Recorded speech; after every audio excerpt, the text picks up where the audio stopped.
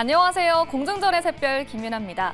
글로벌 시장이 상승세를 보인 가운데 우리 시장은 차분히 마감했습니다. 그 안에서도 위고비 품귀 현상과 개별 이슈로 인해 제약바이오주가 시장을 주도했는데요. 시간 외에서는 또 다른 분위기가 연출되고 있습니다. 현재 4시에서 6시 사이 시간 외 단일가 매매에서 새롭게 올라온 이슈와 특징들 짚어보겠습니다. 바이오플러스가 공장 설비 투자 목적으로 379억 원 규모의 신규 시설 투자를 결정했습니다. 이는 자기 자본 대비 27%에 해당하는 금액이고 투자 기간은 오늘부터 내년 6월 30일까지입니다. 옵토스 제약이 보통주 11,626주 자기 주식 처분을 결정했습니다. 처분 예상 기간은 오늘부터 10월 31일입니다. 소카가 지분율 100%를 소유한 모두 컴퍼니를 흡수 합병합니다. 합병의 목적은 사업 시너지 극대화와 경쟁력 강화를 위해서인데요. 이번 합병은 소규모 무상증자 합병으로 회사의 경영권 변동에 영향은 없는 것으로 밝혀졌습니다. 네, 이렇게 공시 다뤄봤습니다. 시간외 특징주 탑5 보겠습니다. 네, 현재 시간외 거래에서 재건주들의 상승 랠리가 펼쳐지고 있습니다. 퍼스텍은 현재 7% 넘는 급등세 보이고 있는데요. 이 외에도 다스코, SY스틸텍 등 이 재건 섹터의 매수세가 몰리면서 강한 오름세를 보이고 있습니다. 남북 경협주 일신석재도 현재 빨간불 켜내고 있습니다. 정규장에서 강보합 마감했는데 시간 외에서는 큰 폭으로 주가가 오르고 있습니다. 미 대선일이 20일도 남지 않은 지금 트럼프 후보자의 지지율이 올라가면서 우크라이나 재건주와 함께 주목을 받고 있습니다. 하이트론이 현재 하한가를 향해 가고 있습니다. 최근 강세를 보이다가 오늘은 주춤하는 모습인데요. 잠시 후에 자세히 다뤄보겠습니다. 네, 다음으로 의료기기 관련주 DR텍입니다. 12시를 기점으로 매수세가 몰리면서 상승 전환했는데요. 상승폭을 더 키워가면서 현재는 3% 넘는 오름세를 보이고 있습니다. 네, 마지막 특징주는 성한 머티리얼스입니다. 최근 유상증자 발표 소식과 함께 주목을 받았습니다. 오늘은 전반적으로 낙폭을 그리고 있는데요. 현재 3% 넘게 파란불 들어와 있습니다. 네, 이렇게 시간 외에서 새롭게 올라온 이슈와 특징주까지 짚어봤습니다. 관련된 종목을 보유하고 계신 분들은요. 지금 바로 02-2000번에 4919로 신청해 주시면 자세한 상담 도와드리겠습니다. 지금까지 공중전의 김윤아였습니다. 네, 이렇게 시간의 특징주들 체크해봤습니다. 시간의 상승률 상위 종목에 재건주들이 대거 랭크가 되어 있습니다. 퍼스텍부터 SY스틸텍, 다스코 같은 종목들이 시간의 거래에서 현재 시세를 내고 있는데요. 이 부분은 이주호 본부장님께 여쭤보도록 할게요. 장 마감 이후에 이슈 나온 걸 보니까 북한이 러시아로 파병을 보냈다라고 하더라고요. 이거 관련해서 움직이는 건가요? 아니면 대선 이슈가 계속해서 영향을 주고 있는 걸까요, 본부장님? 어떤 하나 때문에 움직인다 이렇게 하기보다는 방산이라던가 재건축 관련해서는 지금 최근에 트럼프 후보가 지지율이 올라간다는 소식과 더불어서 지금 저런 뉴스까지 더해지면서 시간에 반응을 하고 있는 것 같고요.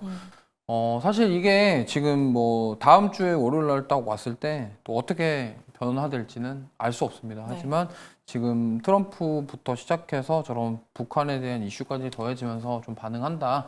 이렇게 철저하게 뉴스에 의해서 반응하는 것이다. 이렇게 보고 있고요. 지금 보면은 관련된 지금 섹터 안에 있는 재건주 종목군들이 일제히 지금 상승이 나왔거든요. 대표적으로 저런 식으로 상승이 나오는 거는 아무래도 그런 뉴스에 의해서 반응한다 정도로 해석을 해볼 수 있을 것 같고요.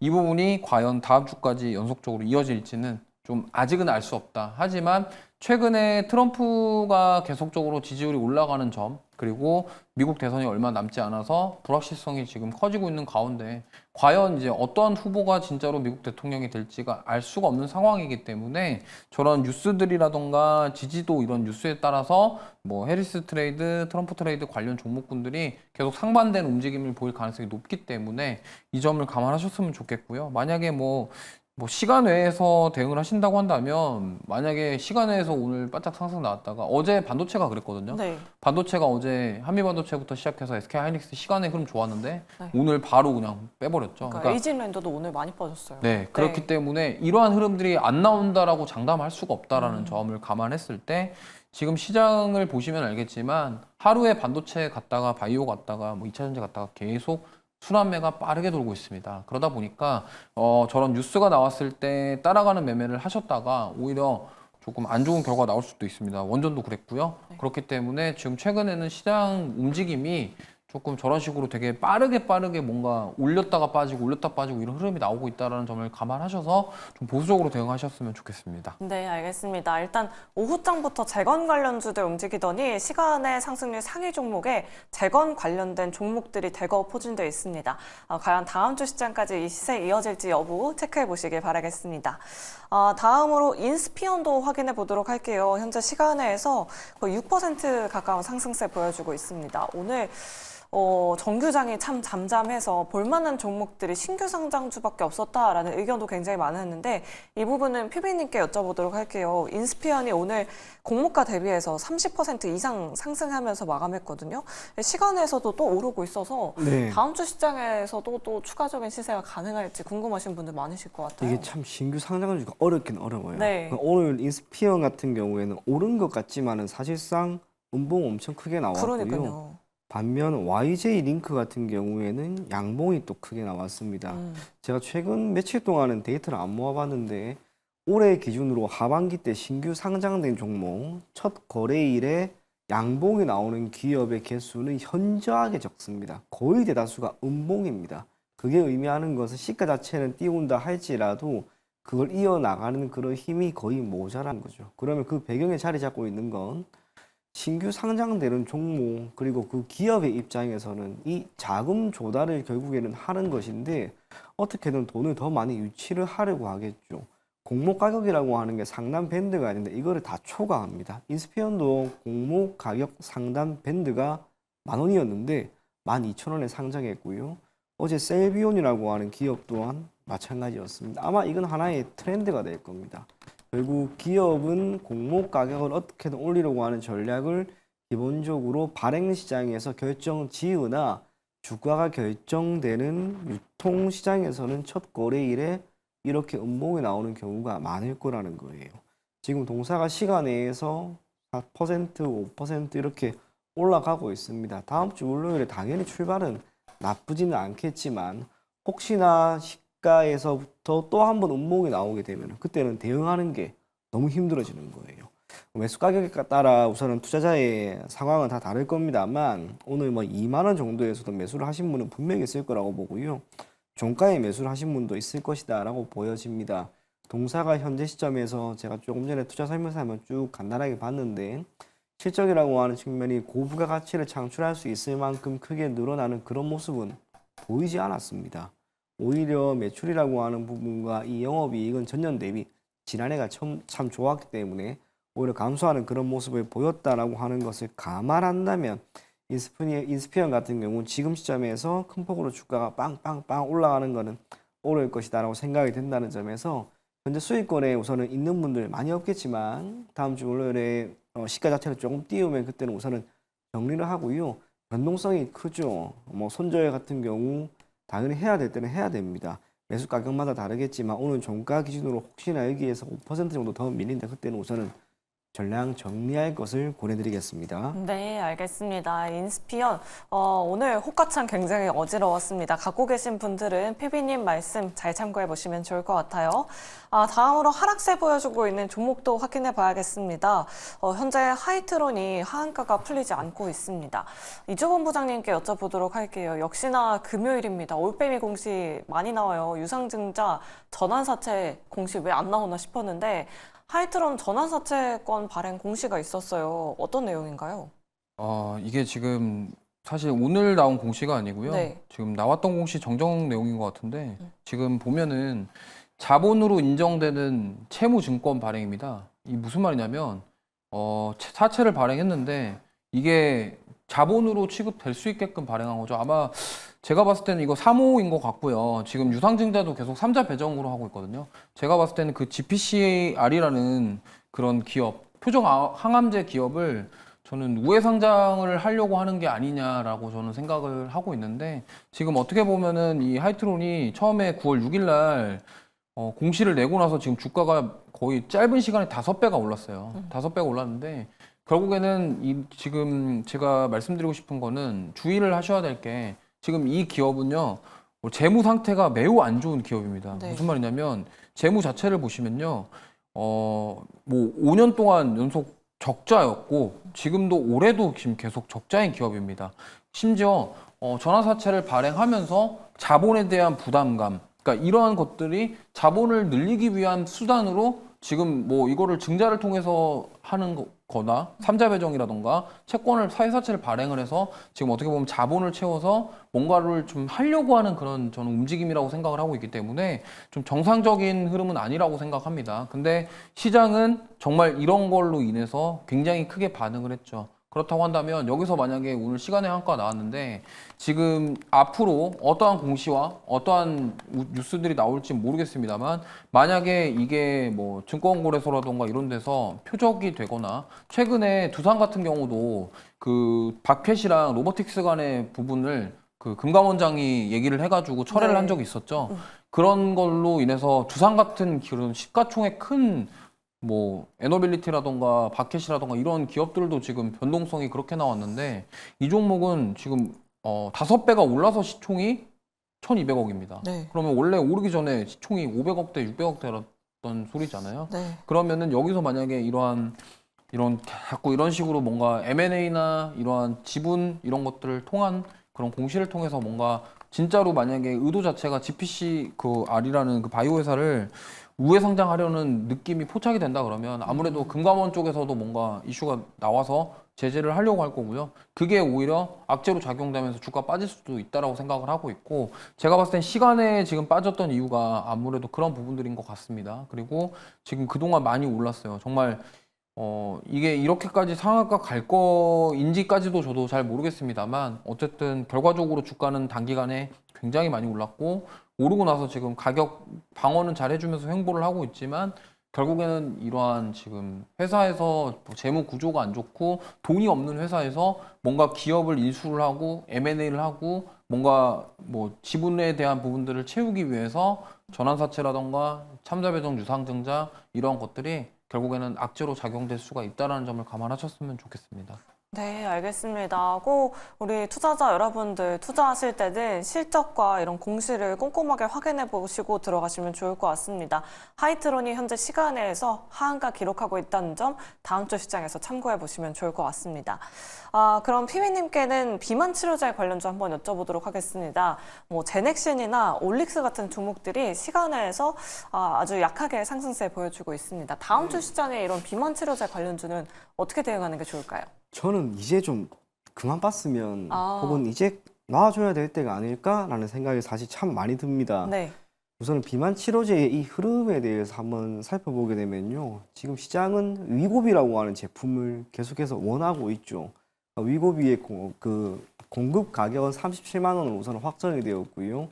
이거를 판매하는 것은 병원과 의원의 어느 정도 자율성에 맡기는데 위고비가 가지고 있는 장점이 있다면 68주라고 하는 긴 시간 동안 제품이 15% 정도의 체중 감량 효과를 줍니다. 그런데 이거는 제한되는 환경에서 그래요. 일반적인 사람이 하게 되었을 때는 지킬 거 다 지키면서 아마도 힘들 겁니다. 지난 주말에 그 아내 친구가 미국에 사는데 한국에 왔어요. 같이 만나서 밥을 먹으면서 이야기를 했습니다. 위고비 혹시 처방받아 본 적 있냐고. 처방받아 본 적이 있대요. 68주라고 하는 긴 시간 동안 해야 되는데 아쉽게 그 친구는 못했습니다. 고작 3개월 정도밖에 못하죠. 그도 그럴 것이 위고비라고 하는 제품은 가격이 너무 비싸요. 우리나라 같은 경우에도 일반적인 사람이 하기에는 분명히 부담이 되는 가격이고 100kg인 사람의 입장에서는 월 기준 1kg 정도의 체중 감량 효과가 있는데 내가 만약에 월 1kg의 체중 감량 효과를 위해서 한 달에 100만 원씩 낸다 라고 했을 때 과연 이것을 그렇게 할 만한 사람들이 우리가 생각하는 것보다 많을까라고 물어본다면 저는 아닐 거라고 봅니다. 그래서 이 위고비에 대한 단점을 보완해낼 수 있는 국내의 현재 비만 치료제를 시장에 공급을 하려고 하거나 파이프라인을 보유하고 있는 기업들에게 그 기회가 돌아간 것 같아요. 펩트론이 대표적인 예라고 할 수가 있고요. 인벤티지랩, 대화제약, 그리고 갑작스럽게 나타난 제넥신, 오늘 주가가 오른 한미약품 그들이라고 봅니다. 그럼에도 불구하고 이 중에 대장이라고 할 수 있는 펩트론이 기존의 52주 신고가를 강하게 돌파를 했습니다. 그럼 여기에서 주가가 더 올라가기 위해서는 또 다른 전 고점이 있어야 되는데 그게 없고 오늘 약간의 조정이 나왔고요. 대화제약도 마찬가지예요. 이를 판매를 하고 있는 또 다른 섹터라고 할 수 있는 블루엠텍도 주가가 지금 조정이 나오는 가운데 제넥신, 한미약품 이것 또한 비만 치료제라 하더라도 이들이 오름에 따라 방금 제가 이야기한 이 기업들까지 다 오른 건 아니죠. 섹터가 이제 함께 움직이질 않는다는 거예요.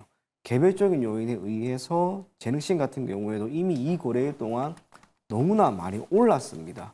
갑작스럽게 기사가 나온 것 무슨 이유인지는 잘 모르겠습니다만 주가는 저점 대비 지금 50%나 올랐습니다. 그리고 위고비는 이제 판매가 됩니다. 모멘텀을 잃어버린 상황에서 비록 동사가 현재 시점에서 GX-G6라고 하는 제품을 중국에서 임상 이상 기대감이 있다 하더라도 그게 잘 될 가능성은 현재 시점에서는 우리가 모르는 거죠. 막연히 이 섹터에 훈풍이 불어왔기 때문에 제넥신도 저는 주가가 이렇게 오른 것은 꽤나 과한 면이 있다라고 생각이 된다는 점에서 비만 치료제는 우선은 내보내고요. 오늘 기준으로 주가가 많이 오른 이 많은 기업들도 이제는 조금 관망으로 혹은 관망의 자세로 계속 지켜만 볼 것을 권해드리겠습니다. 네, 알겠습니다. 비만 치료제 관련된 내용들 얘기해 주셨는데 바로 시청자분이 연락을 주셨다고 합니다. 바로 전화 연결해 보도록 할게요. 안녕하세요. 네, 여보세요? 네, 시청자님 반갑습니다. 네, 네, 비만 치료제 관련주 어떤 종목 가지고 계실까요? 블루엠텍 블루엠텍 매수가랑 비중은 어떻게 되실까요? 26,600원에요. 6% 아. 정도 됩니다. 26,600원이시면 혹시 어제 매수를 하셨을까요, 네, 시청자님? 어저께 했어요. 어제 매수하셨고요. 네, 네, 알겠습니다. 앞으로 전략 한번 여쭤보도록 할게요. 예, 예. 네, 이 부분 피디님께 또 추가적으로 여쭤보도록 하겠습니다. 앞서서 이제 좀 그만 봐야 하지 않나라고 말씀 주셨는데 블루엠텍 지금 시간에 단일가 거래 보니까 1% 추가 하락이 나오고 있어요. 어제 매수하셨다고 하는데 네, 지금 결단이 필요할까요, 피디님? 이게 의외로 오늘도 지금 이렇게 밀리는 거죠. 다행히 네. 매수 가격 대비 그리고 비중도 큰 편은 아닙니다. 이게 크게 부담은 저는 안 될 거라고 보여지는데요. 단기적으로 조정은 있을 만한 그런 시점은 되었죠. 위고비의 출시는 이제 확정이 되었고 공급 가격, 판매 가격 어느 정도 가시화되었습니다. 모멘텀을 잃어버렸습니다. 그러면 블루엠텍의 최근의 주가의 상승을 견인했던 그 변수가 사라진 거예요. 조정은 일정 부분 나올 수밖에 없다는 것. 그럼에도 불구하고 블루엠텍 같은 경우 시간을 두고 과연 이 위고비에 대한 판매가 늘어나면서 동사의 실적이 개선되는 부분까지를 우리 고려한다면 중기나 장기적으로 보는 것이 좋은데 개인적으로 지금 블루엠텍이 단기적으로 시세가 안 나왔기 때문에 저는 조정이 생각보다 길 수도 있지 않을까라고 봅니다. 무엇보다 블루엠텍이 최근에 매출액이 그렇게 늘어나는 가운데 영업이익률이 1에서 2%대밖에 안 돼요. 비용의 측면이라고 하는 게 너무 많이 나타나는 거죠. 이 영업이익률을 개선시키기 위해서는 철저하게 비용에 대한 축소가 있어야 되고 여기에 매출까지 늘어나면 말 그대로 금상첨화인데 거기까지 시간이 꽤나 걸릴 겁니다. 기업은 매출액을 늘리는 것보다 비용을 줄이는 게 더 힘듭니다. 그 모든 것을 감안했을 때 우선은 아마 투자자니 단기적으로 봤을 거라고 보는데요. 단기적으로 봤을 때는 언제나 손절이라고 하는 것을 생각을 해야 됩니다. 비중이 다행스럽게 그리 높은 편은 아니니 다음 주 월요일 종가까지 한번 보시고 종가에 상승한다면 우선은 더 가지고 가시되 종가 기준으로도 아무래도 마이너스가 나는 모습이 대략 3시 15분에서 20분 사이에 나온다면 그때는 우선은 손절할 것을 권해드리겠습니다. 네, 알겠습니다. 다음 주 월요일 시장까지도 하락이 나온다면 그때는 손절해보자라는 의견 잘 참고해 보시면 좋을 것 같아요. 시청자님, 네, 네, 좀 도움 많이 되셨을까요? 감사합니다. 네, 알겠습니다. 꼭 다른 종목으로 수익 보시길 바랄게요. 네. 네.